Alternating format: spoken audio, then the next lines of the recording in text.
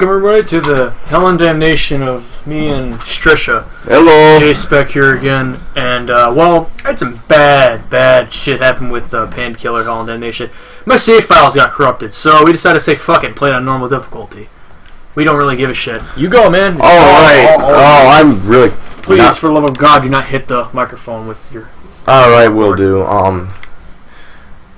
Okay, my first impression here, I feel like I'm playing like old, like, Doom. It's supposed to be very old school-esque. Yeah. Too many modern shooters? Yeah, kind of. I mean, that's pretty much all that's out are modern shooters. And I'm going to assume that that is what this gun does. Now... You can, there's a shotgun if you press, like, I think it's right on the D-pad. Yeah! Yep. There we go. Each weapon has alternate fire modes, but I don't think you have an alternate fire for the shot. I don't think you have the ammo for the alternate fire on the shotgun. No. But it fires like an ice projectile, which is really nice.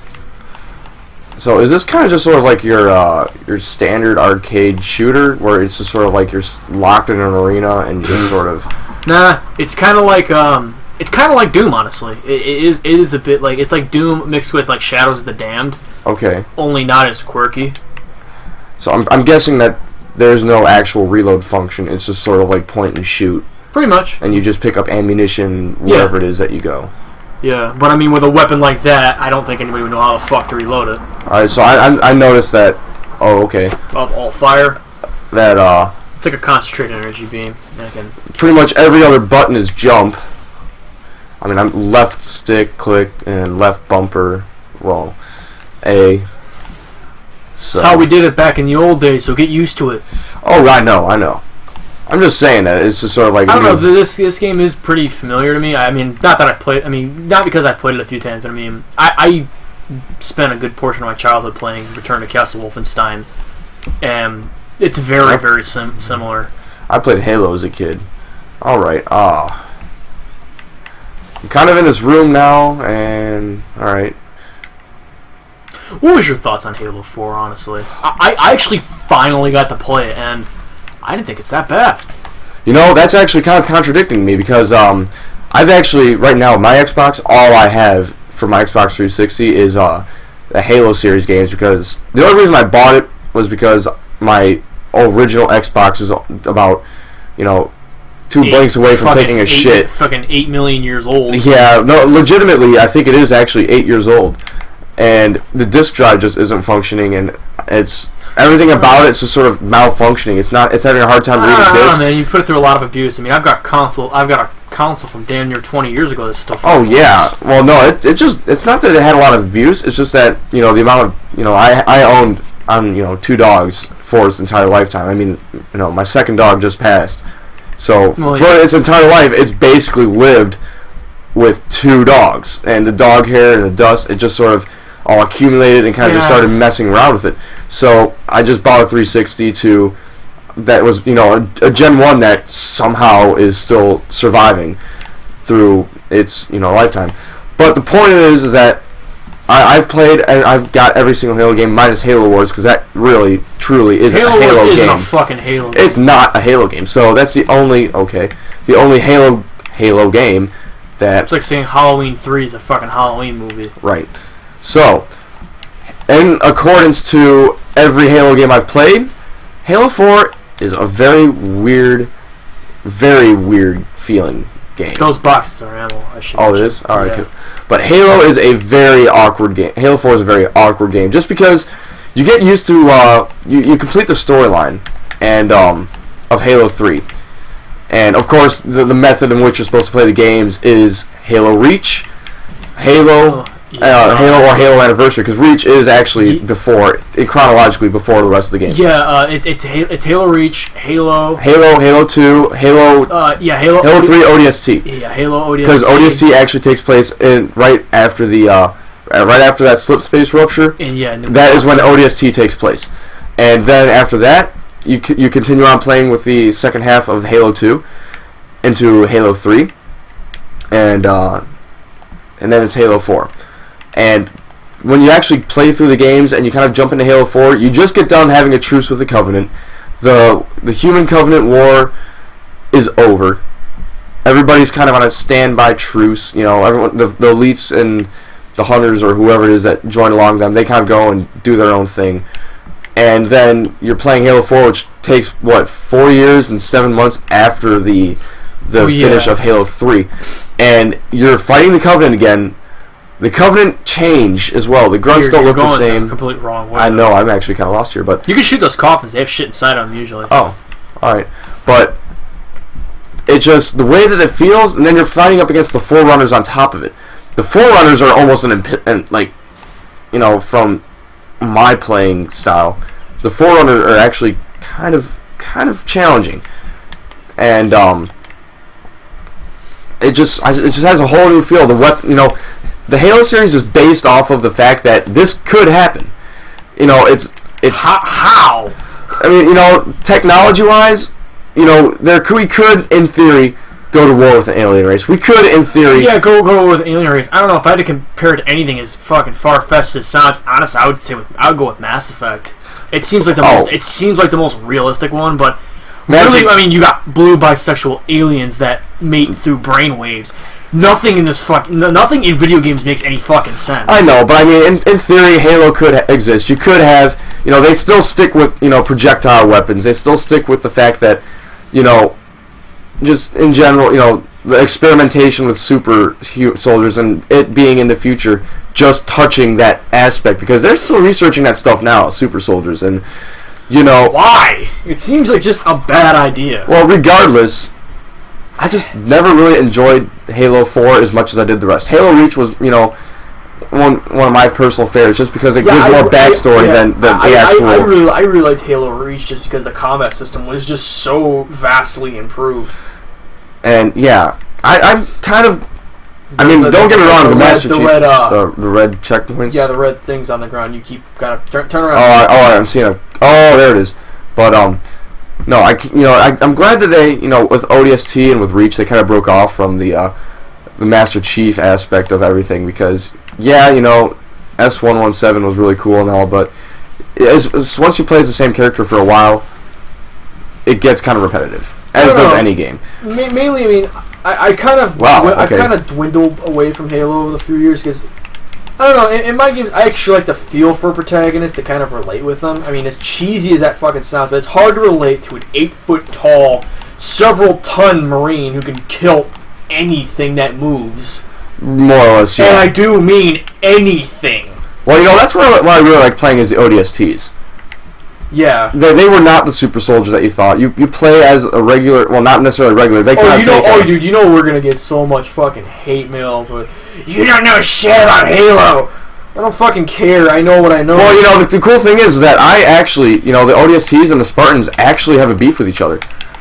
Because... So it's like it's like the Army and Marine Corps all over again? Well, the thing is that technically ODSTs are the Marines, and technically the Spartans are the Navy. That's why they have Master Chief. That's an actual legitimate Navy rank. Oh.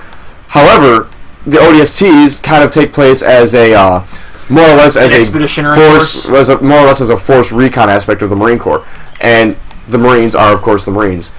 And when you read the books, it actually kind of explains a little bit. I think what happened was... You read more into the literature, man. I think, if I remember correctly, it's been a couple years since I've actually touched up on it, but I think that they were at like a gym, and I think the ODSTs kind of made... It does that. Made a smart-ass comment towards the Spartans or something like that, and I don't remember if it was John, I think it was, but he basically kicked one of the ODSTs' ass because, he's only a genetically, mutated human being, and he just killed one of the ODSTs on complete accident just from a regular fist fight. And ever since then, the ODSTs, of course, have had beef with him, which is why, if you've played Reach, the bullfrogs, something like hope you can, something along the lines of... It's been a while since I played ODST. Or no, you talking Reach. Oh, yeah, he said something like, I hope you can keep up, Spartan, or something like that. Just out of spite of him trying to say that the ODSTs are more better than a Spartan, More better? That's just their thing, because, an ODST, pretty much, if you look at, if you follow the story and you follow, how they actually are, the ODSTs do the same exact missions, but they're not genetically mutated, which kind of gives them that ego of, hey, we're better than the Spartans because we can do the same missions, but we're just there is a lot of resemblance there, like I said, between the Marine Corps and the Army.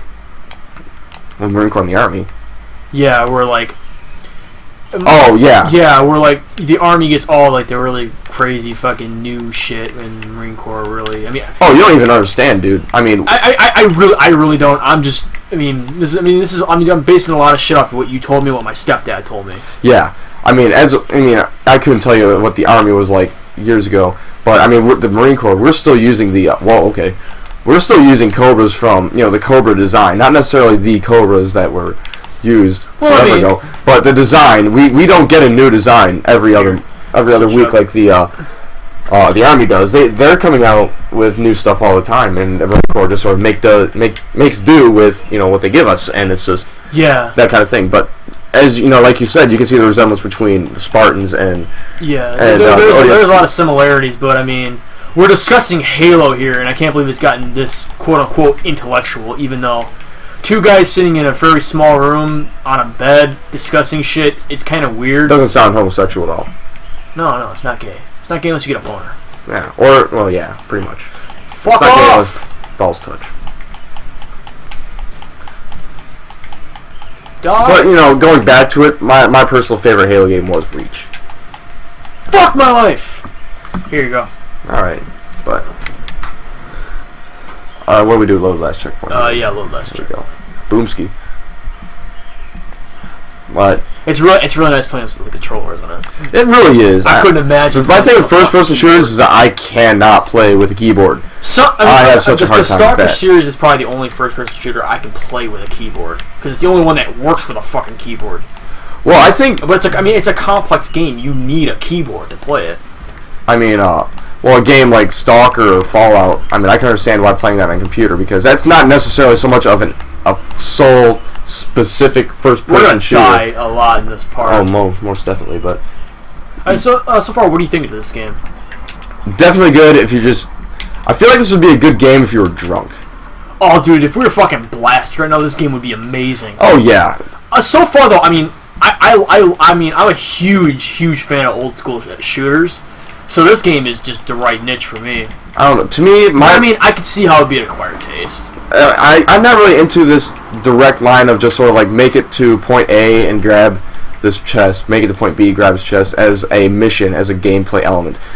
I like having an actual... Honestly, with this game, it's more about kill a shitload of people and... You brag about it. It's actually... The story of this game is that your wife and you are kind of like a purgatory state, and you gotta kill 7,000... Well, you have to collect 7,000 souls for the devil himself to get your wife back. Now, why the fuck the guy would trust the devil is beyond me.